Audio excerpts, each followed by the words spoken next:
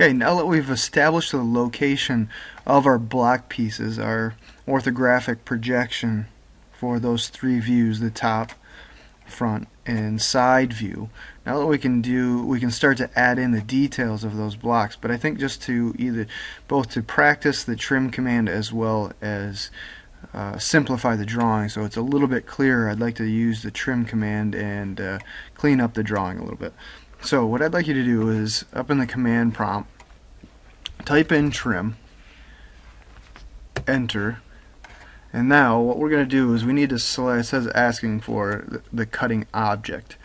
So as a review, what the cutting object is will be like where the scissors would be. Let's say this is a line, this line represents a string, and the cutting object, and we want to cut that right along that point.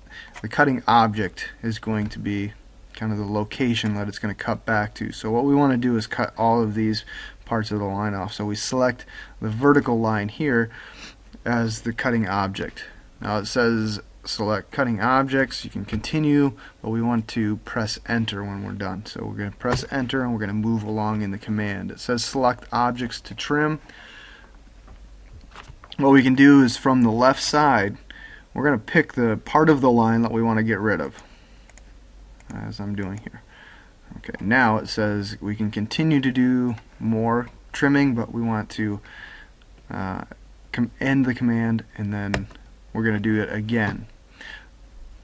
Okay, so what we want to do now is kind of clean up in this area right in here, in between also.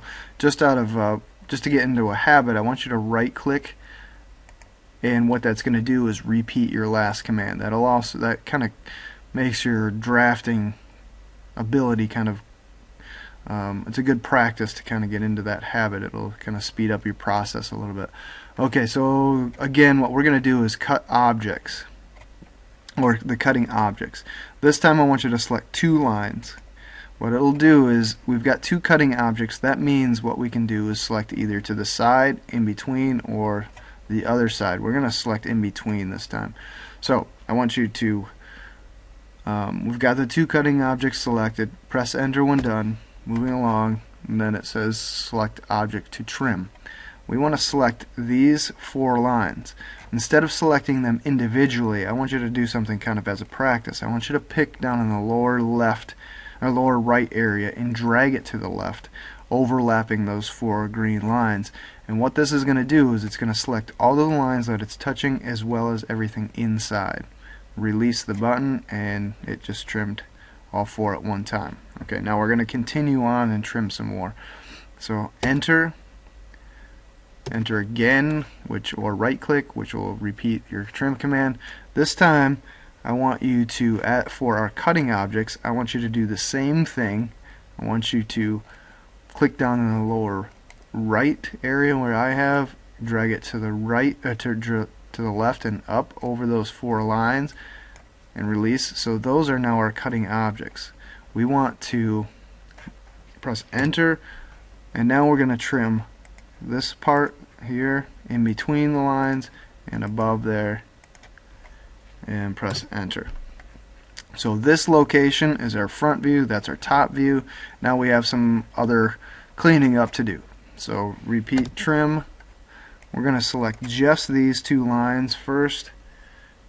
Enter, select above and below, enter, right click again, enter. There you go. So right clicking also represents your enter button also, so it would be kind of quick and easy to do that. So I'm just going to select these two lines and hit my delete, and those are gone. So now what we'll do later on is isometric. I don't want you to begin the isometric here, however you could easily do that with it'll be a little easier in the computer, but there's a command later on once we've done the 3D modeling that will actually simplify that into a couple quick steps. Okay, so what we want to do is fill in these blank areas. This one, the top view, is relatively easy. We're going to put the three lines that represent the location of the three sections. This one, I want you to practice the offset button.